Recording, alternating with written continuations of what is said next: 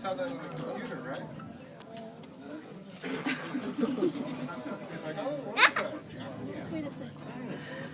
Thank you guys for coming, and thank you for waiting, and just thanks for being here. It's really exciting to be here, and I'm a first-time author and thrilled, and it's nice to have your support. I'm going to start. Thank you. Thanks. Thank you.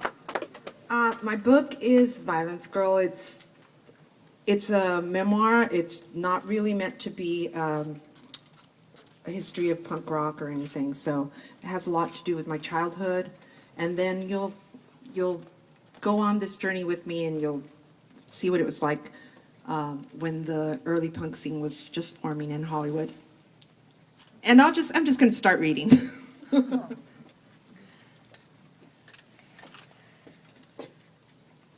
Okay, and my special selection for you today is not that one.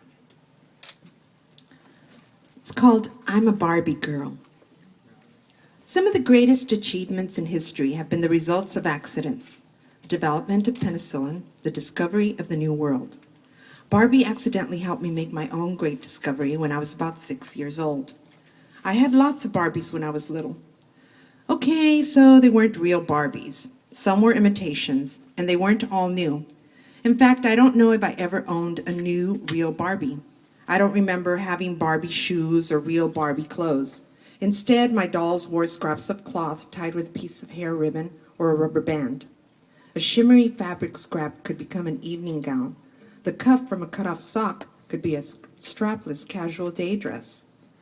I had lots of naked, ratty-haired Barbies, and they all shared one boyfriend, whose name was G.I. Joe.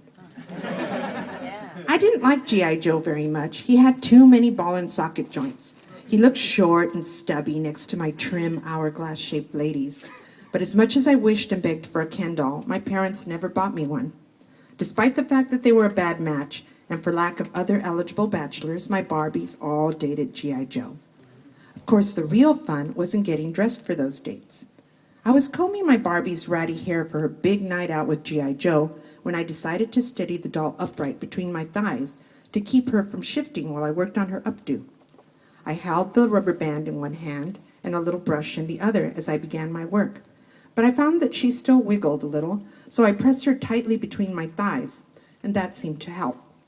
After a few moments of combing her hair, I noticed a strange tickling sensation in the place where my Barbie's legs were. It felt good. And after a moment or two, I put the brush down and just focused on wiggling Barbie's long, firm, slender legs to continue to create the pleasant tickling sensation. Pretty soon, I was a devoted doll hairdresser. Under the pretext of styling all my doll's hair, I enjoyed the sensation on a daily basis until one day my older sister, Yolanda, caught on. I know what you're doing with those Barbies. What? I asked, trying to look innocent. You know what? She continued, I'm going to tell Mom. I hadn't been aware that I'd been doing anything wrong, but I could tell by her tone that I would surely be going to the fiery place for tickling myself. I didn't understand why it was wrong. My dad used to tickle my neck and stomach and laughing and saying, coochie, coochie. Well, I giggled until I thought I'd pass out. Nobody ever acted like anything was wrong. You shouldn't be doing that, my sister said sternly. I'm sorry, I said, and I truly was. Please don't tell Mommy. I promise I won't do it anymore. Miraculously, my sister agreed. I was so happy that my mom didn't have to find out that the first chance I got, I went straight to confession. I walked into the confessional at Our Lady of Victory Church, prepared to make a fresh start with Jesus. Bless me, Father, for I have sinned. I began with a few of the easy-to-confess sins. I didn't do my homework. I pretended not to hear when my mom said it was time for bed. Sins that nice children commit and which one or two Our Fathers can easily erase. I was dancing all around the big one, trying to work up my nerve. I knew I'd have to say it or I'd go to hell, so I mustered up my courage and finally spit it out. I did coochie coochie to myself down there with the Barbie.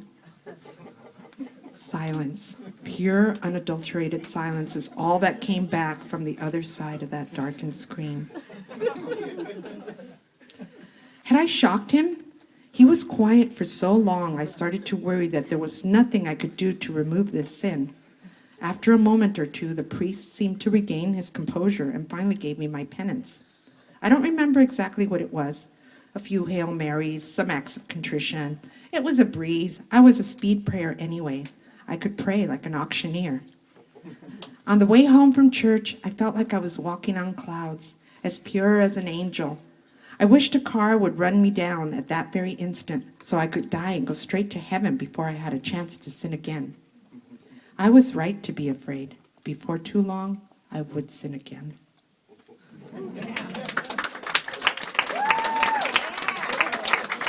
Thank you.